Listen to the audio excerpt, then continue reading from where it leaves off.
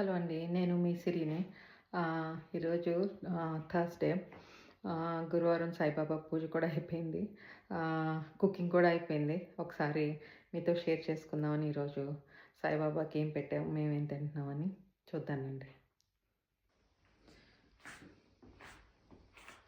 ఈయనకి పిల్లలకి అని ఎగ్స్ ఉడకపెట్టానండి. నేనైతే తినను.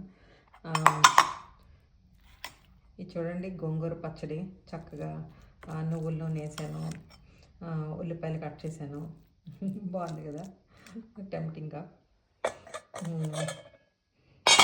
ఇది క్యాబేజ్, క్యారెట్, కొంచెం కొబ్బరి కూడా వేసానండి. ఇలాగ ఫ్రైలో చేశాను. కొన్ని వేడిగా మష్రూమ్ కూర చేశాను. మేము కారాలు చాలా తక్కువ తింటామండి, అందుకనే ఇదంతా కలిపి ఒక ½ టేబుల్ స్పూన్ కూడా వేయలేదేమో కారం.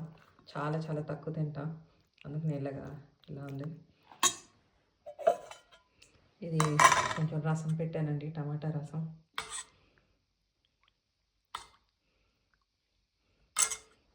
ఫైనల్గా కొంచెం పెరుగు. ఈయన కొర్రలు తింటారండి, కొర్రల రైసే తింటారు ఈయన, అందుకని ఈయనకి వరకు కొర్రల రైస్ వండాను. నైట్ నానబెట్టుకుని మార్నింగ్ కుక్ చేయడం అనమాట. వేడి రైస్ అంతా అయిపోయిన తర్వాత ఒక మామిడికాయ. మా ఊర్లో ఎలాగ ఉంటాయి మీకు తెలుసు కదా, మామిడికాయలు.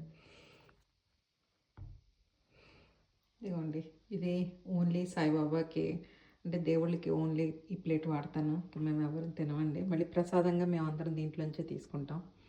ఇది కానీ మా ఇంట్లో సాయిబాబా ఎప్పుడు ఇక్కడే ఉంటారు.